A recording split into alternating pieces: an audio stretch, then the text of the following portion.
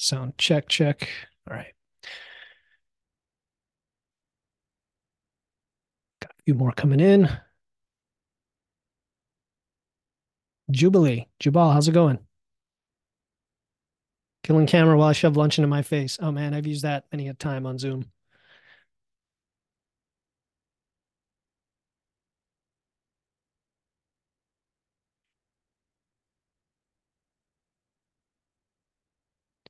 All right, just some quick housekeeping. People can catch up when they come in.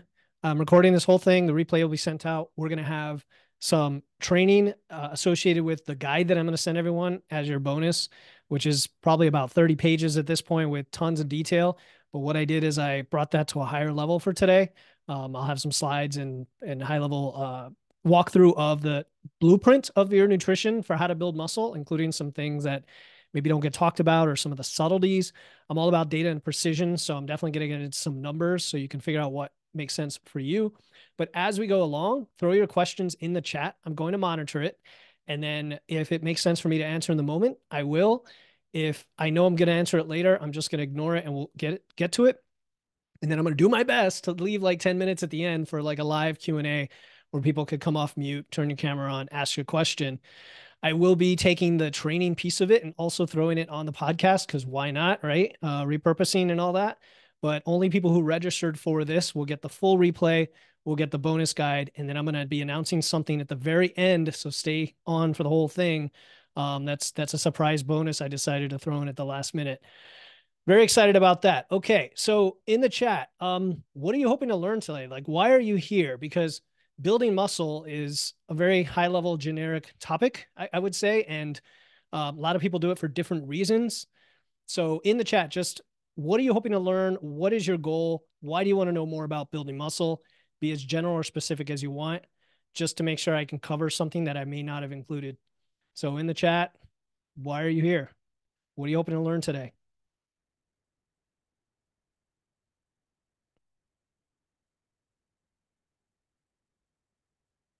Anybody, throw your answer in the chat.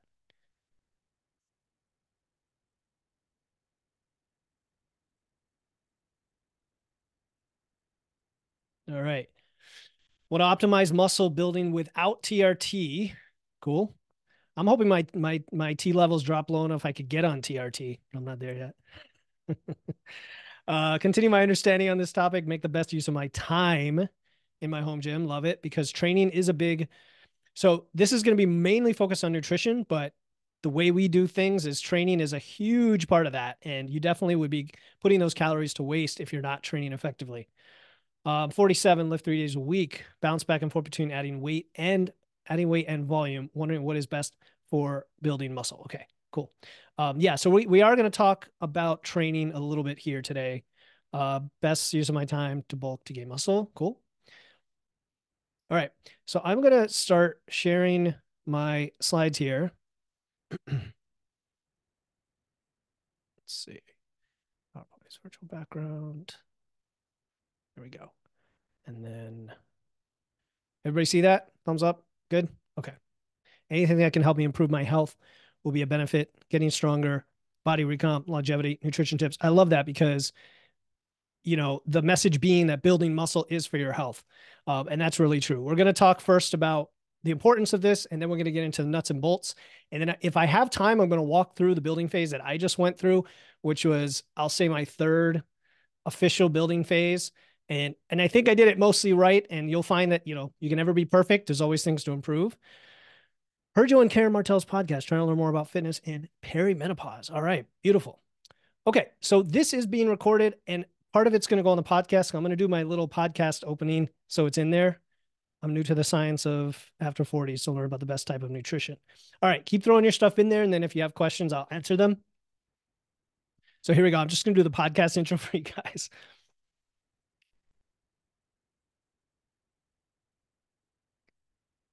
Wits and Weights community, welcome to another episode of the Wits and Weights podcast. So we are here today in our live training with the community, talking about how I built 10 more pounds of muscle at the age of 43, and more specifically, the complete nutrition and training blueprint for how to do that. And if you're listening, watching, if you're watching the replay, You get a bonus guide that goes along with this that is much more detailed. And I might bring that up here in the training later on. But we're just going to dive right in and talk about these topics. Those who are live, throw your questions in the chat. And we're just going to start by answering the question, like, why would you gain weight on purpose? You know, a lot of people, it's obvious. A lot of guys especially are like, yeah, I get it. I want to gain. I want to build muscle. It makes sense. A lot of women might be fearful. Some guys are fearful. You know, there's no gender divides when it comes to a fear of gaining weight, because so many of us have spent our lives dieting, not dieting, dieting, not dieting, and kind of chasing that number on the scale, thinking that that's going to get us where we want to be for how we look, how we feel, whatever reason we're going after. However, if you just do some simple math with me here, if you weigh 150 pounds at 20% body fat, which for a male is kind of average, above average, maybe, or probably average for most men, if not a little bit less. For females, just add 10% to that. If you're 150 pounds at 20% body fat at the age of 30, and then you don't do anything the rest of your life in terms of training or nutrition, which is the majority of people, right? Most people are not resistance training. Most people don't eat enough protein, etc. And whether you gain or lose weight over time, you're going to lose 1% of your muscle every year. So after 30 years, by the time you're 60, you've now lost pounds and pounds of muscle. If, on the other hand, you start training, you start eating the right way, even if you don't gain a lot of weight, right? Even if you don't go on a muscle building phase, just to maintain your weight, you are going to at least avoid losing that muscle. And then if you do what we're talking about today and you take time to build muscle, you can add 20, 30, 40 pounds of muscle in your lifetime. For men, it's 40, maybe a little more. For women, it's like 30. That's a lot of muscle.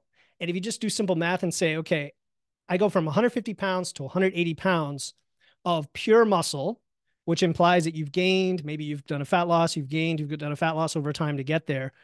You're going to be at a lower body fat percentage, right? So you're going to be like 16% body fat at 180 pounds. And so that's a profound thing to just let sit with your brain, that you can be 30 pounds heavier, but look leaner, look more well-muscled, get the physique you're actually going for, the shape that you're going for. Not only that, it gives you a higher metabolism. Your baseline metabolic rate's higher because muscle is more expensive, and your overall metabolism's higher because you're just carrying more weight. Everything you do takes more energy. You could push more in the gym, etc. And then that means you could eat more. And that means fat loss is easier. And that means you're not dieting all the time. You're instead energized all the time. Energy, fullness, food freedom, whenever you want. So that's what we're going for, right? Throw in the chat if that's not what you want, in which case today's session is not appropriate for you. Okay, so let's keep going. All right, so let's bulk, right? What is bulking exactly? The word itself scares some people because they don't want to get bulky, especially women I talk to, but you know, you're not going to look like Arnold. I would love to look like Arnold. It's never going to happen. Fact is, it'll never happen without steroids, but I can still, you know, look great, especially for my age, and you can too. And so bulking is just the idea of gaining weight deliberately to gain muscle. There's 4 things that drive an effective bulk. And if you miss out on any of these, it's going to be significantly less effective and lead to more fat loss, or just fits and starts. And you can see those on the screen, but they are your surplus. So that's eating more calories than you burn. Number 2 is protein, getting sufficient protein, which is the building blocks of your muscle tissue in the form of amino acids. That's protein. So we're going for around a gram per pound of body weight is the universal evidence-based standard. You can be a little bit less than that in a building phase, to be honest. You can be as low as 0.7 and be just fine. Some guys, some women love protein, love to eat meat, and they're higher than that. There's always a trade-off with fats and carbs. So being at that minimum is what's important. Number 3 is training for progressive overload. This is honestly the one that most people miss. And by miss, I mean they might be going to the gym, they might be training, but they're not doing it effectively. They're not actually progressing over time in some form of intensity, volume, sets, you know, to actually demonstrate that they're getting stronger and putting those calories to good use building muscle. And then number 4 is recovery. A lot of people shortchange this. They're like, well, I'm eating more food, so recovery is less important. But sleep, protecting your joints, lifting in a way that allows you to get to the gym the next time so you're not excessively sore or have, achy joints or give yourself tendonitis are all important ways to continue that building phase efficiently and quickly. Just like in fat loss, we want to get it over and done. Well, in a building phase, we want to actually, pack on that muscle because we know there's fat coming along for the ride. So you kind of want to balance the two as best you can. And then I see some questions coming in the chat that I'll either answer them if they make sense or I'll hold off on them. Let's go with this one. I think I heard in a podcast you don't recommend scales of fat percentage sensors. Why? What do you recommend? Said question for later. Okay, I'm just going to answer that because they're inaccurate. They're highly inaccurate. So whatever number they tell you, you can't believe. They could be off on any given day. However, if you take the trend over time, they tend to be much more valid. So if it says you're 22% body fat, you might be 17, you might be 27. But if it says 22 now and then 21 the next week and then 20 the next week and 19 the next week, you're probably losing fat. So that's it. Okay, so the four drivers of the bulk, as I said, were the surplus, the protein, the training, the recovery. And then there's one more that's kind of a bonus, but a lower priority, and that's the timing of nutrients. I'm a firm believer that you shouldn't train fasted unless there's a really good reason to, and also that you can be smart about timing your carbs and protein around your workouts to give you more performance and thus more out of your training. Okay, so let's keep going here. So what are we talking about the seafood diet, SEE food diet here? A lot of people, when they think of bulking, they think just eat whatever you want. You gain a bunch of weight. As long as I'm gaining weight, I'm gaining muscle. Yes and no. If you're gaining weight, you probably are gaining some muscle if you're doing the other things, but we also don't want to gain too much fat. And the first bulk I ever did was back in 2019-20 timeframe. And I did just that. I drank a bunch of whole milk. I ate a bunch of processed foods. I ate whenever I wanted. I didn't track. And I gained like 50 pounds in a few months, including a lot of muscle, but also a lot of fat. And then it took time to cut it off. I'm going to lay out the four different scenarios here and why I think one of them is optimal for most people. Okay, so the first one is a lean bulk. When people think lean gain, main gain, what's the other words people use? Gaintain, right? They think, okay, I'm going to gain as slowly as possible so that I don't gain any fat, but I still gain muscle. The problem with that approach is now you're just stretching out for many more months, if not years, the time it takes to build the same amount of muscle you could have built in a few months and then cut off the fat in like a month or two.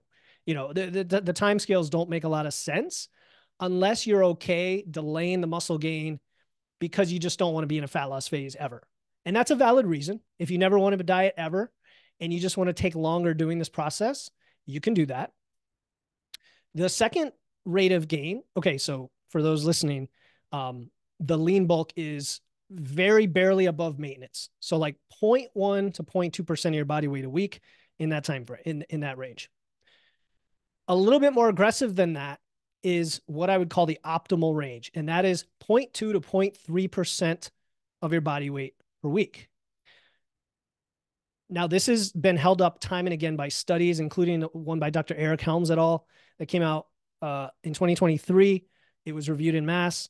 I had Dr. Bill Campbell on the show and he talked about it. And I think I did a whole episode on it as well. So I'm pretty confident that this rate of gain from my own experience as well is solid. And it's not that aggressive, but it's aggressive enough that you're going to see a meaningful weight gain over time. So 0.2 to 0.3% body weight per week is that sweet spot where you as an individual can probably maximize muscle and not leave much on the table, but also avoid getting too fat. Okay. However, if you're a beginner or if you're detrained and you haven't been training effectively for a while, you might want to go a little more aggressive. And this is what I call the aggressive rate of gain. And that's 0.3 to 0.5% body weight a week. And you'll see this recommended by a lot of coaches. You'll see male-centered coaches, like guys like Andy Morgan or Cody McBroom or whoever, might talk about these rates of gains, like 0.5% of your body weight a week. Yeah, you're going to gain a little more fat, but you'll definitely gain all the muscle. However, I think it's too aggressive for a late intermediate or a late novice, early intermediate, or more advanced athlete. If you're a beginner, however, I would go for that because your body is going to respond favorably to the muscle building signal and probably pack on a really good ratio of fat to muscle. Let me check the chat here. Got a bunch of folks on. All right. And then the most aggressive rate is the dirty or dreamer bulk, right? The one that I went through before. And I don't know, maybe raise your hand if you've tried this before. It's kind of like the easiest one to do. and it's fine, but you're just going to gain a ton of fat. And the only reason I would suggest doing this, either you're a beginner and you're totally cool with the fat gain, maybe you're lean, maybe you're a skinny 22-year-old male, and it's like totally worth going after that for your first novice linear building phase. Or if you're trying to push your max lifts. So here's a very interesting thing. I used to have a theory that if I pushed the amount of weight that I gained, that the muscle would scale up because now I'm able to lift a lot more. We know that like adding tons of weight, mass moves mass, your lifts go up. Why wouldn't that translate to extra muscle? But what we find is beyond this optimal rate of gain, you're only gaining pure fat, and the strength gains are not relative. They are absolute, meaning you're only gaining strength because your weight's going up. You're not actually getting stronger relative to your weight.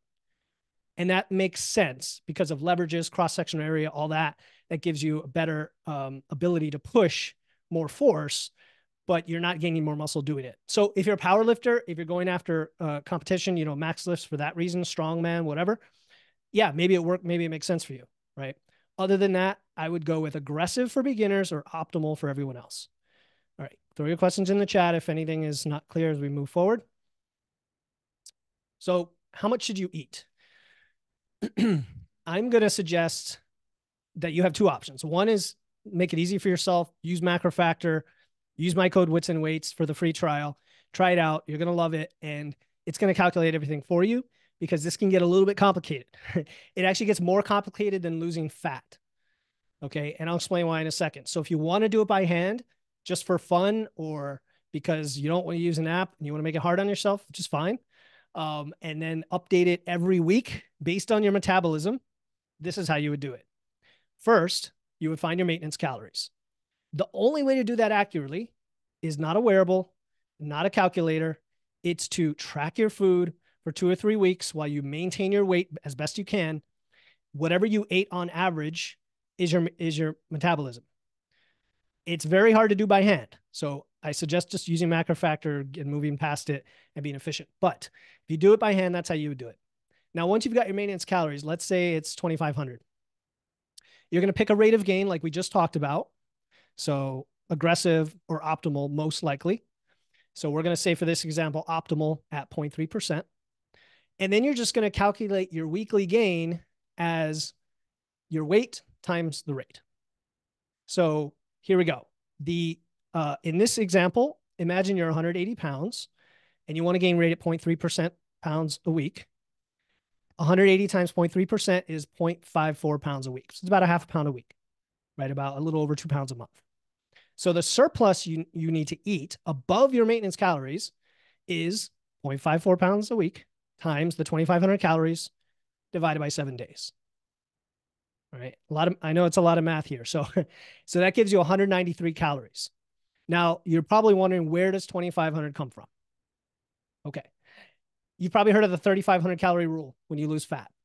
A pound of adipose tissue is about 4,200 calories, and a pound of muscle tissue is about 800 something calories because it's much more dense. If you subtract the two, you get 3,500 calories. Well, when we're losing weight, we just want to lose fat, so we calculate for fat. When you're gaining muscle, you want to gain some muscle and some fat. I mean, you don't want to gain fat, but you're going to.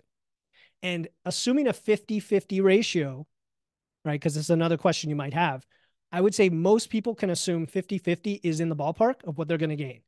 And my last 2 building phases, that's exactly what happened with me when I went at that optimal rate. If you do that and you say, okay, I'm going to take half of a pound of adipose tissue and half of a pound of muscle tissue and add them together, you get 2,500 calories, not 3,500 calories. So a lot of people might be gaining too quickly, thinking they're gaining at a certain rate when they're actually gaining more fat because of that.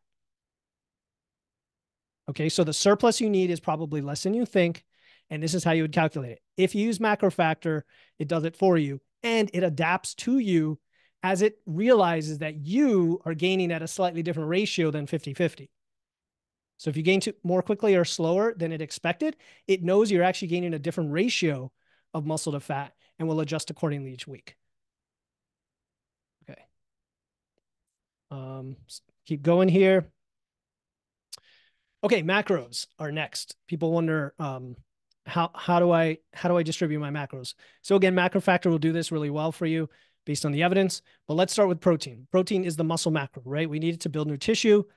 We're going to aim for 0.7 to 1 gram per pound of body weight. And so in the same example we just used, if you're 180 pounds, you're going to eat 130 to 180. It's a big wide range. And if you're not already eating sufficient protein, I would say figure that out first at maintenance. Understand what foods you can choose to get there. And then once that's locked down, you'll be ready to go into your building phase. For most people, I recommend eating 2 to 5 feedings a day for practical purposes. Many of you probably heard the recent study, the big meta-analysis that showed that you could even eat 100 grams of protein all at once, and your body's still going to use that effectively over time by just extending the window of muscle protein synthesis. But who wants to eat 100 grams of protein in one meal? That's the thing. So in reality, you're trying to scarf down 3,000 plus calories a day for most people. Women, it's probably less.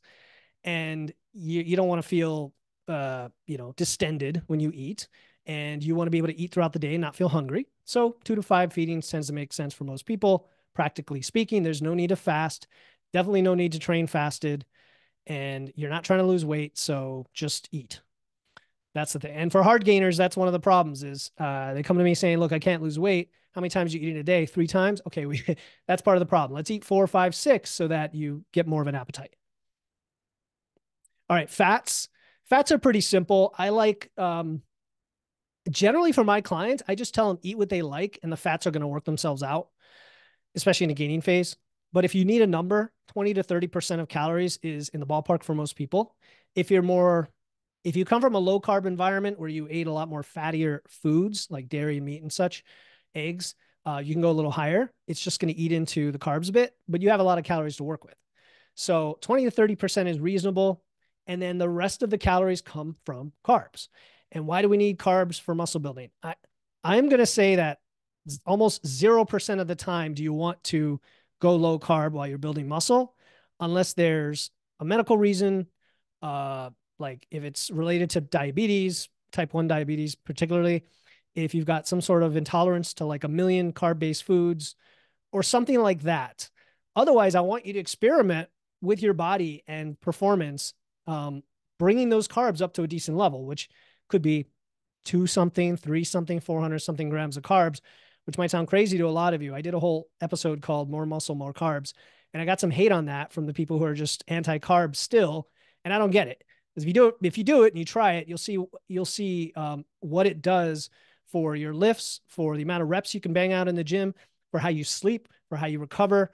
I mean, the list goes on. And we know from the evidence, you could build 5 times as much muscle having moderate to high carbs versus a low carb or keto approach. I'm not saying you can't build muscle on keto. I'm not saying if that's not what you like, don't do it. I'm just saying if you're agnostic to it, go for the carbs. Got a comment in the chat. Let's see. Would it make a difference to eat the carbs within an hour or 2 after the workout if during the day carbs have been part of the diet intake? Nighttime's my preferred time for workouts. Within an hour or 2 after the workout, if during the day carbs have been part, would it make a difference? Oh, you're saying after. So no, not as much. That's a good point. If it's at nighttime and you want to get to sleep and you don't want your sleep interrupted by your digestion and you're working out that late, I would say experiment, number 1. But number 2, I think it's more important to get the carbs ahead of time than necessarily afterward. And then the next day you're just going to refuel anyway. But like with any of these very specific answers, I would say experiment with yourself for like 2 weeks and see how it affects your sleep, see how it affects your recovery, and see how it affects your performance the next time in the gym. Okay. So protein, carbs around workouts. So my general recommendation is like within an hour or two before, within an hour or two after, have some protein and carbs. Have like 25, 30 grams of protein or more, and have at least a 1-to-1 or more of carbs to protein. Okay.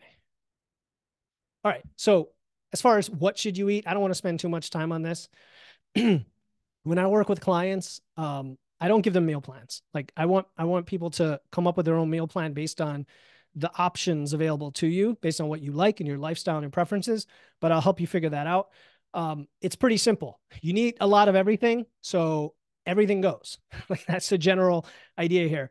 You know, 80-90% whole foods is always a great approach, with the rest of it being indulgences, as opposed to 100% whole foods, which can be unsustainable, as well as hardly any whole foods, which isn't great for your health. So starting with protein, you've got fat, you've got meat, you've got dairy, you've got plant-based proteins as well. You know, if you're vegetarian, you have the option to go higher fat, like ribeyes instead of sirloin, like whole milk versions of dairy instead of 1 or 2%. So this is your option to add a little more flavor and pizzazz to your food. Carbs, anything goes, but like white rice and potatoes and fruits are great sources of carbs that go down pretty easy.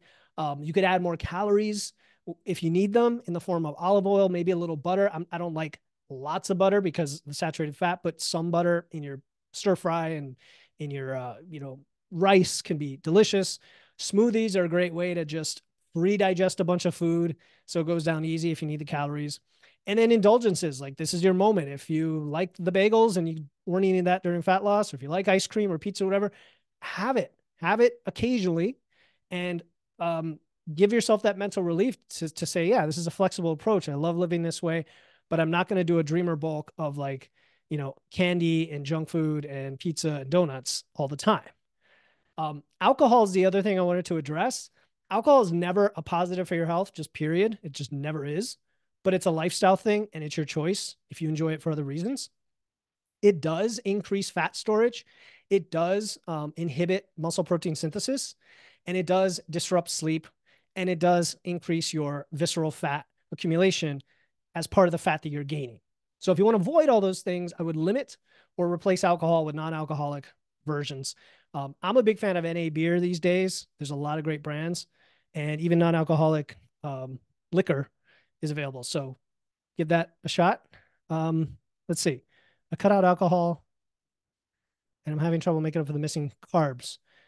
Okay, so I want to poke at that, Aaron, because alcohol does have some carbs, I agree, but it also has a lot of other empty calories, let's call it.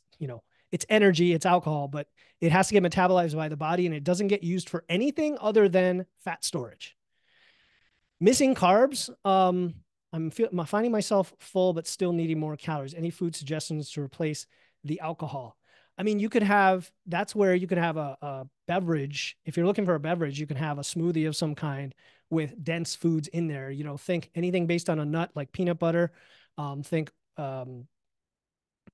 adding oil to foods like that. More refined carbs, which I know is like a huge no-no in some spaces. Like refined, no, everything's got to be the whole or brown varieties, but like white rice, white pasta based foods. If you're gluten tolerant, not everybody is, but if you're gluten tolerant, it's a long list. Fruit also, the more denser fruits that have a lot of calories. So, what else comes to mind? If anybody else has ideas, throw them in the chat. When you go over your calorie count from indulgences, do you just take the loss? I think you're saying the loss, or do you adjust down the next day or two? Okay, that's an interesting one. If you're in a gaining phase and you go over calories, just start the next day. It's fine. Like you'll just get a little bump that day. If you're in a fat loss phase, okay, whatever phase you're in, I don't like making up, if that's the principle here. I don't like making up the calories. So I would just look at what I did, readjust the next day, come up with a better meal plan, and learn from these minor mistakes so that you continue having a flexible approach going forward. But don't ever make up for it. Dates, dried fruit. Yeah, great. Dates, dried fruit, raisins. Yeah, great options. And then supplements, creatine. I mentioned creatine here just because I think everyone would benefit. 20% of people are non-responders. The tiniest fraction of people are allergic. It's a very rare thing. I like to mention it. So if you have a weird reaction, that's why. But most people are responsive, and it's supposed to be good for brain health as well. They're finding in the evidence. Okay, so training. All right, I'm not going to spend a lot of time on training today because it's more about nutrition. I do have a lot of podcasts I've done specifically about training, but here are my principles. Okay. Spend enough time building muscles so you actually get the benefit. That's the first big one. A lot of people, they do all the training things right, but then they only spend 2 months and then they stop. So 6 months, I like 6 months. Some coaches say 4 or 5. I like 6 because it's that stretch goal and lets you think of your schedule ahead of time and plan it out with the seasons. So for me, I like to, like, right now I'm in a fat loss phase, ironically, as I give this muscle building talk, but it's going to be done going into spring. And then I'm going to just bulk all the way till February. So for me, it's like 9 months. I love it. And now you're going through the fall or the party season, the fall, you're going through holidays, all of that. So spend at least 6 months building and plan out your weight gain accordingly. Work out 3 to 5 days a week. So if you're going to build muscle, you can't be a 1 or 2 day. I mean, unless you're an advocate of low volume training and have a really good program for that, like as a power lifter or something, most people are going to benefit from 3 to 5 days a week, or 6. But I mean, 3 to 5 is usually optimal. As far as what the program should look like, there's a million. There's a million out there. I mean, you could buy ones from like Mind Pump, from Andy Baker. There's stuff on Train Heroic. There's a million programs that'll work. Principle wise, I like anywhere from 45 minutes to an hour and a half, where you're doing about 4 to 6 movements. You're doing about 3 to 5 sets, and they're in the 4 to 15 rep range. And I realize that's like a wide range because all of it can be effective. We're trying to build muscle. We're not going for maximal strength, but a strength-based program can still build muscle. If that makes sense.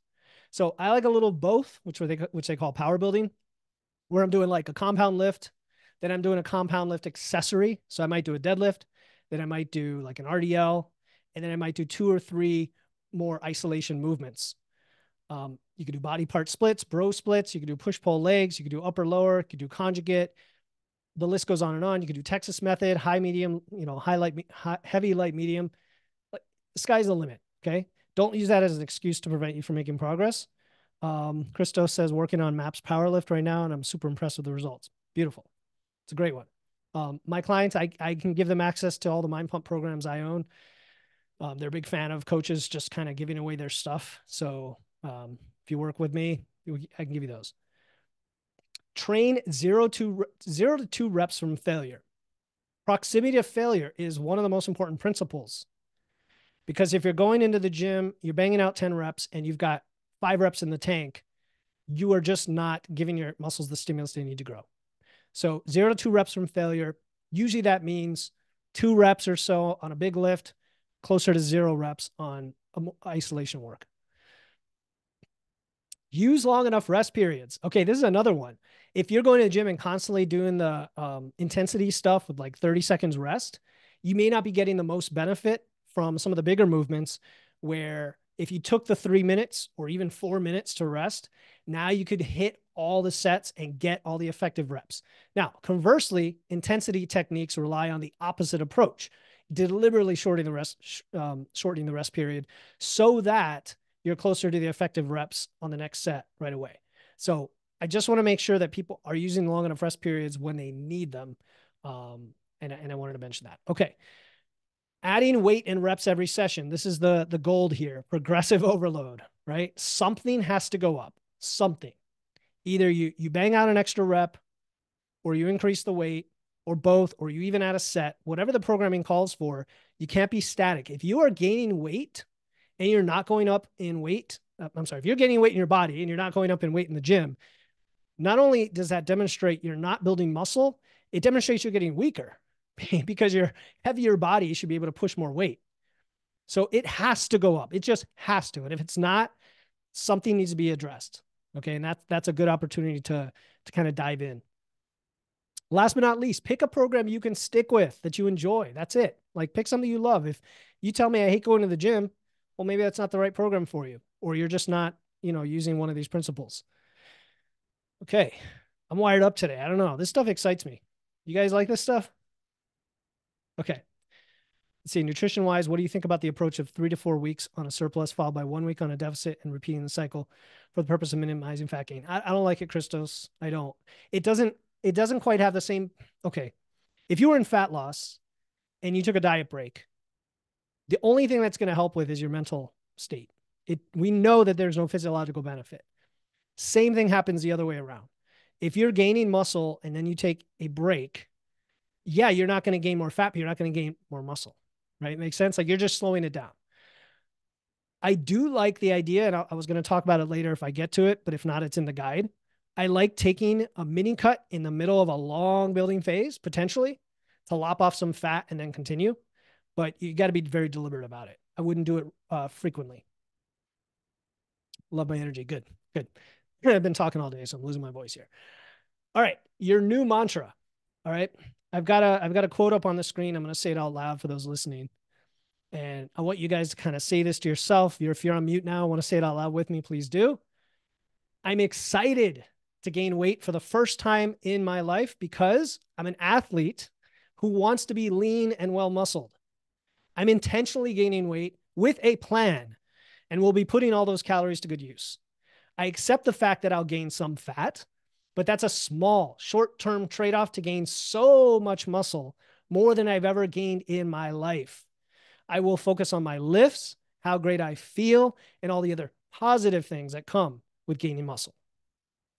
Okay, I think this is important. I think framing and mental state is important because you can't focus on the fact that you're gaining fat because you'll get discouraged. You just will. I did a whole episode called Why I'm Getting Fluffy Before I Get Jacked. And I have those insecurities. And I look in the mirror and I'm like, yeah, you know, but then I realize that that's nothing for what I'm gaining out of this process. And most people just don't have the mental fortitude to even attempt it. And so you guys are all here. You're ready to go. This is step one. Okay. As far as how do you know you're making progress? You've got to track the things that tell you you're making progress. Sounds obvious, but a lot of people will come to me like, I'm stuck and I can't gain weight. Same thing with the opposite. I'm stuck and I can't lose weight. Well, are you tracking your food? No. Okay. Track your food, right? Or, I mean, there's a million reasons why, but it often comes down to you just don't have data. And if you're going to tell me that it's too tedious, then I'm going to say, okay, then it's not as important to you as it should be. That like, there's no way around it. You can't intuitively build muscle if you've never done it before while also optimizing the process. So you can gain muscle, but you might gain a lot of fat, or you might have a bunch of plateaus on the way if you try to do it intuitively versus just getting the result you want as quick as possible. So things that you can track your scale weight, of course, to know that you're gaining. You track your trend weight, which MacroFactor does for you. That's a 3-week moving average. You track your body measurements, not to focus on your waist because that's going to go up, but your biceps, your thighs, your chest, your neck, those should go up and indicate fat or muscle gain. You can measure your body fat using the Navy formula if you want. You definitely need to log your lifts and know that you're progressing. You can log your biofeedback. I find it's less important during gaining than losing because all the biofeedback tends to be positive. But if you track your biofeedback and you're like in a hard gaining plateau, you might notice that, hey, I'm hungry. Well, that's a good indication you're not eating enough. And then blood work's always nice to have just as a before and after. So you can track other things beyond that. If you have like an Oura Ring, an Apple Watch, all this, it's fun. Cardio, health, all that. But these are the main things. If I had to pick 2 or 3, what would they be? Well, I didn't even have food on this list, right? Because we talked about that separately. So it would be food, but then I would track your average weight, and I would track, well, if I don't like it, I don't like these questions where you have to only pick a few, right? Right. I shouldn't have taken the bait. So I would track weight, and I would track, do you have to track your training? Gosh, I feel like you have to. Yeah, weight and training. That's it. Everything else you can kind of tell by how your pants feel, by how you look, right? Your weight tells you you're putting in the calories, and your training log tells you you're getting stronger. Good. Body measurements, I like them weekly, just to make it a habit. I do them on Sunday mornings and then put them in a spreadsheet. And by the way, I have a tracker for that. It's going to be part of part of something that's coming up that I'm going to mention in my bonus surprise at the end. So I'm not going to say it now. Okay, keep going. So don't be dumb. What holds people back? Okay. Not tracking stuff, like all the stuff we just talked about. Going too quickly or going too slowly, of course, because if you go too slowly, you're just going to stall out. And if you go too quickly, you're going to get too much fat. Not doing it for long enough, like we talked about, not training hard, not recovering, hard gaining, and staying there, meaning you know you're hard gaining and then you just don't do anything about it. Fear of getting fat, we talked about, and then letting life deter you, like making an excuse. Oh, this happened. Oh, I got injured. Oh, I had surgery. I didn't let it deter me. I know people all the time who get injured and they work around it. I know people that they have to go on a 3-week vacation. They make it work. Like you can make it work. That is life. Like that's the norm. The norm is life. So unless you know there's like 3 months where you're going to be in a cave without access to a gym, and even then you could like rig up some rocks. Well, you need food too, but anyway, don't let life deter you. Okay. So we only have 20 minutes left. See this, I knew what would happen. The rest of this presentation is a walkthrough of my real life muscle building phase. Proceed with caution. Only if you truly want to unlock the most muscle gains possible and save time and hassle should you continue. And the same warning is in the guide. So here's what I'm going to do. I'm going to fly through this because I want to leave like 10 minutes at least to answer questions. And then everyone here is going to get these slides and they're going to get the blueprint itself that's going to explain everything. And you can always reach out to me if something doesn't make sense. Okay. So my plan was I wanted to get jacked. I want to go after as much muscle as I can. I just started training hard like 4 years ago. And I know a lot about this stuff, but I don't have the results I want yet out of it. I have great results, but I want to keep going. So I'm going to gain I did, this is over. I gained at 0.3% body weight a week.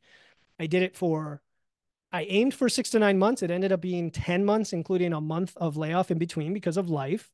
I had surgery and I had a rapid fat loss phase that I did.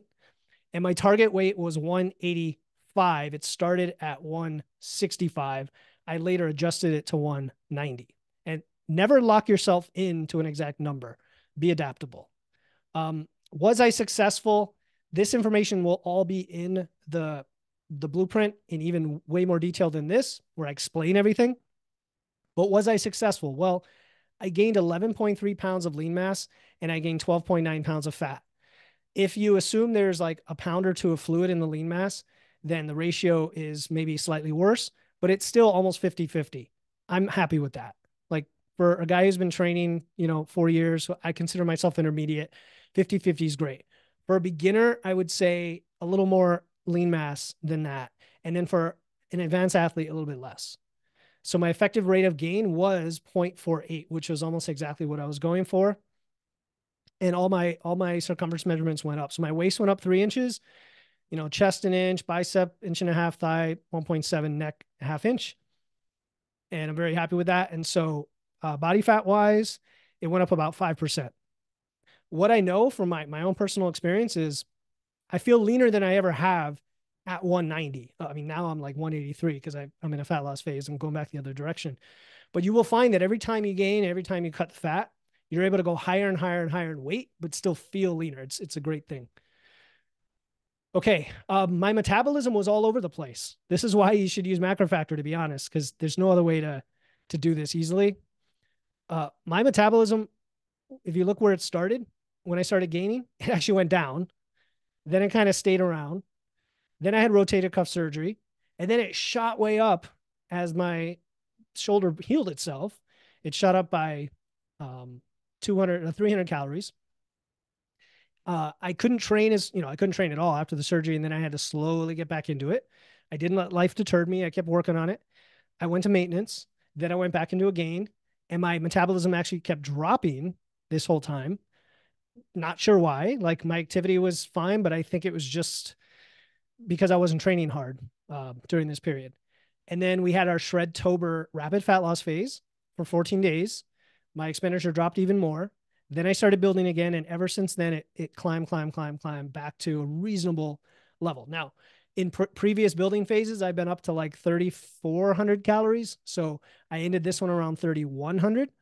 And this just tells you that our bodies can, be unpredictable, is what it says. But it does give us good information of like what happens in different phases. And when somebody asks me, should I stop tracking because I'm sick or because I'm this or that, assuming the tracking itself isn't a stressor or a problem, I say, yeah, keep tracking because it gives you information on what your body does during these anomalies. Okay, so that's my metabolism. My trend weight went up from about 168 to 190. And you can see that it was pretty smooth, even though the scale weight goes up and down constantly, but the trend weight kept going. And I had surgery. I lost weight, a little bit of weight, because my metabolism shot up, as you saw on the last slide. So I went into what amounted to a hard gainer phase unintentionally. I actually ate more and more and more, but I couldn't keep up. And then finally it turned around and I started to gain again. Then I had the rapid fat loss phase where I lost about 4 pounds of body fat, which was cool. And that's an example where you, like to Christos's question, you could use a mini cut or micro cut in the middle of a phase to help you extend it. And then I continued from there and it was smooth sailing pretty much for the rest of the build. If you look at my nutrition, I'm pretty consistent. I'm pretty boring. People who are boring tend to be successful with this stuff because they just eat the same things and are just dialed in. Not everybody's like that, and you can still get great success even if you have more variance. You have to be consistent, but you can have more variability. So if you look at my graph here, my protein, carbs, or protein, fats, carbs pretty much stayed where they needed to be the whole time. And you can see the nutrition trended with my expenditure. So it went up and down, every week, depending on what I needed to keep the surplus the same. And then all these spikes are just like parties or nights out, or I was like, yeah, I just want to eat what I want today, which you have a lot more flexibility to do that in a building phase. The blue that doesn't have a color is probably alcohol. So occasionally I drink. I rarely drink these days, maybe once every few weeks, but that's what those are. Okay. Measurements, I already mentioned that they went up. I'm not going to dwell on this. This is all my waist went up as I gained fat, and then my chest, biceps, and thighs all went up as I gained muscle. So I was happy with that. And you should be too if you see things going in that direction. My body fat went up as expected by about 4 or 5%. This is based on the Navy formula, which uses my neck and waist. So it's a simple ratio, a little bit complicated formula. You can put it in a spreadsheet or you can Google it and you can track the trend. I don't care about the number. I care about the trend. Now, at my leanest, when I started at weighing 168, I was about 15, 16% body fat, which you might say, well, that's not even that lean. And I agree. And so my fat loss phase now, my intent is to get closer to 10%, which I've just never been there my entire life. I've always been a bit fluffy or overweight. And that's why I love shaping my body this way. Okay, training programs, just real quick. I would say, effectively 3 phases of training. So the first few months, I was doing a power building program for 5 days. Then I switched to a 4-day West Side style program. I'm not going to explain all the details on this, but I'll have it in the guide. Then I had my surgery, so no training for a few weeks. Then I went to like a novice progression with only barbells to get back to, just lifting as my shoulder healed. So I did like partial range of motion stuff. I did rack presses. I did stuff that was limited range of motion so that I could eventually open up the range back to normal for my left shoulder. And then I went back to conjugate, which I was doing before. And then toward the end of the phase, for the last month and a half, I'll say, I switched to a 6-day-a-week bodybuilding program that I'm continuing to run. I did that on purpose so that during fat loss, I could be running that program. It's 6 days, but they're very short sessions, so it spreads out the fatigue, and I find it works better for recovery when I don't have a lot of calories coming in. Okay. Life, be flexible. Let's see. I'm just going to skip over this. Some things went well, some things could be better. It's always good to assess your own progress and see what you can do better next time. Okay, and then I'm going to try, and I already transitioned to a fat loss phase. So my goal is to get pretty lean, down to like even less than I started the last cut, and see what I get out of it. Okay, so a few resources real quick. I'll throw in the slides and in the guide. Macrofactor use my code Wits and Weights, get a free trial. The podcast, of course, Wits and Weights. I have a whole bunch of episodes related to this topic that I put in the guide. There's always the Facebook group where you get tons of free support from the group and from me and a live Q&A. And then, of course, there's coaching, which you can always go to witsandweights.com and click coaching. But I do have one more surprise. Everyone who signed up for this, whether you're here live or getting the replay. And that is, and I wasn't going to reveal this because it's launching in April, but I am going to launch a new semi-private coaching experience. And it's going to give you close to a one-on-one coaching experience. So it's not going to have the weekly check-ins, but it's going to have a custom nutrition plan, weekly live coaching calls, courses on every topic that I talk about: body composition, fat loss, muscle, mindset, everything. It's going to have a private Slack-like community with channels for depending on what goal you're trying to go after. And it's going to have weekly check-ins where you can tag me and get one-on-one support, right? And there's going to be a lot more than this that I'm not even revealing yet. As my gift for you being here, you can get on the early notification list for the pre-sale. What that's going to look like is you're going to get an email on a Friday that says the pre-sale is open and there's just a few spots. And once they're gone, the price goes up. Both prices shown here, $97 a month and $147 a month, are going to be far less than what the final launch price is going to be a few months later. But you'll be the first to get the email to be able to get those spots. So if you want to get on the list, I want you to send me an email, philip@witsandweights.com. There'll also be a survey that pops up after this Zoom that gives the option to do that as well. So we've got 8 minutes. I kind of flew through that. Now's your chance to ask questions. And we've got some in the chat, but you could also unmute or you can use the raise hand feature and I will let you speak on video. Okay, I did a bulk from November to January, decided to keep going. Went from 190 to 200 pounds by January, and I'm trying to hit 205. Tracking in macro factor and using the planning tools to track. However, despite the increase in calories, I'm losing weight.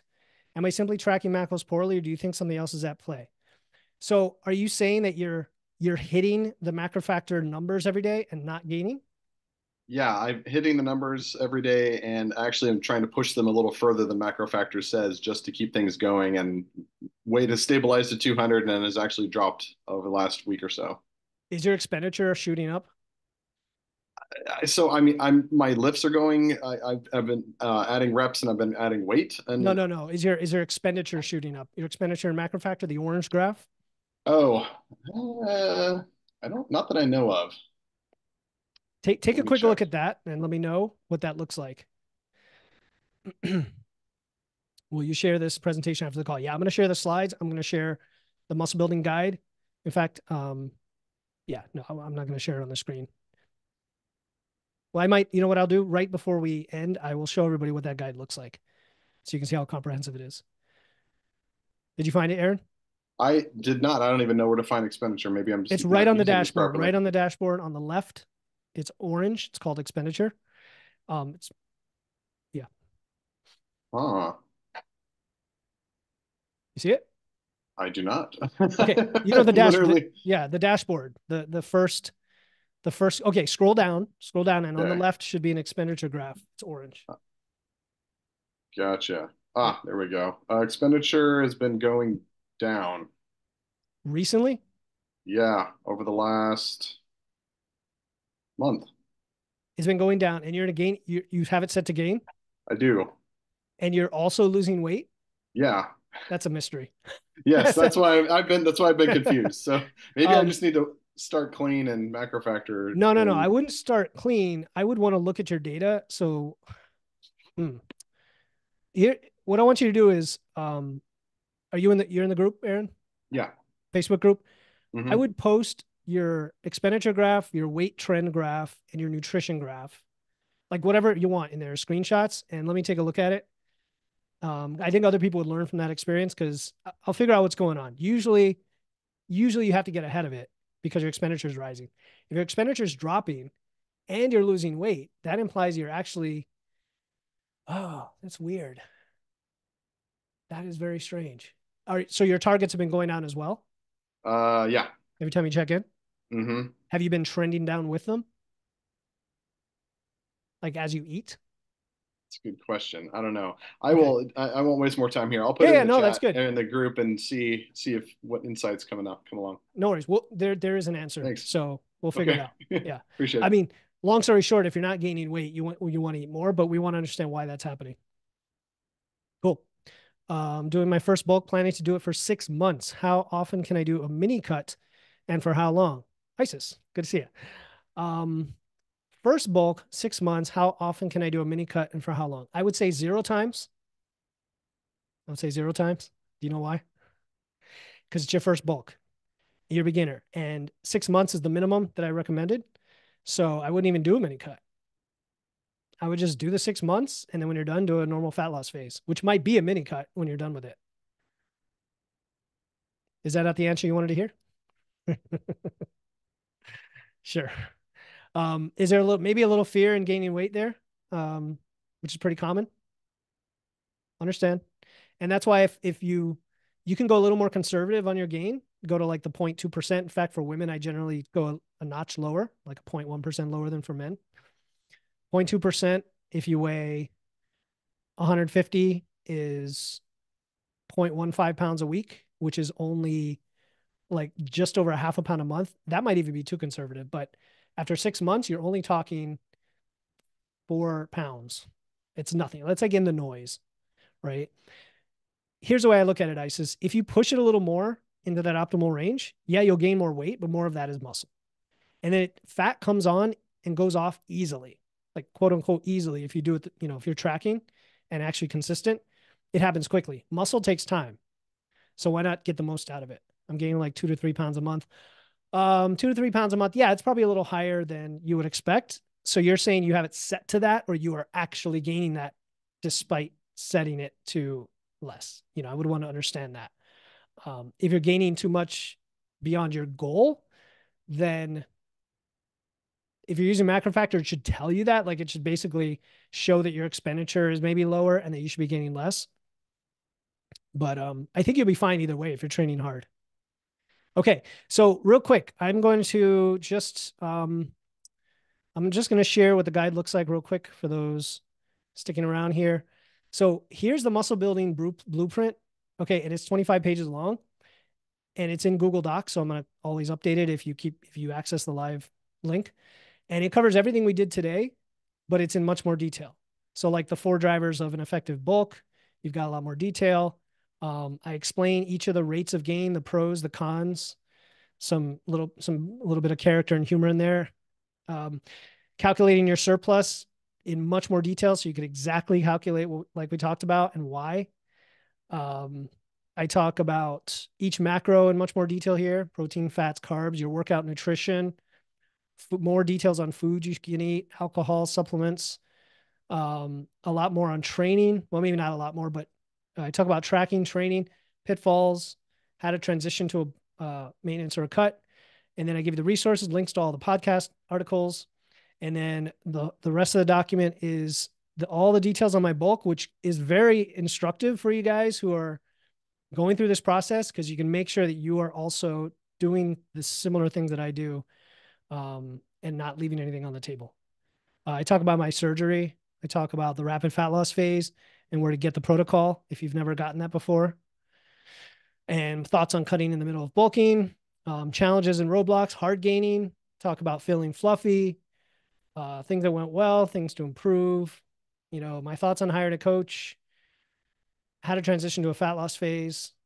So there you go. Super comprehensive. You guys will get that. Any last questions before we adjourn? Let's see what's in the chat.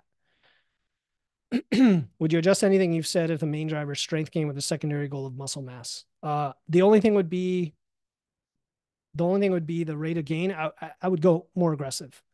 So I would go on the upper end I would go aggressive at least, if not dream or bulk, if your goal is like powerlifting, potentially.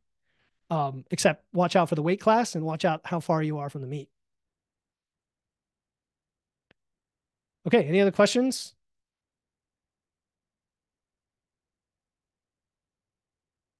Cool. Well, thanks everybody for coming. Again, I will send out everything by email. If you don't get that, you could always reach out to me, Philip with 1L, at witsandweights.com, or Instagram at witsandweights. or our Facebook group or everywhere else. So thanks all for coming.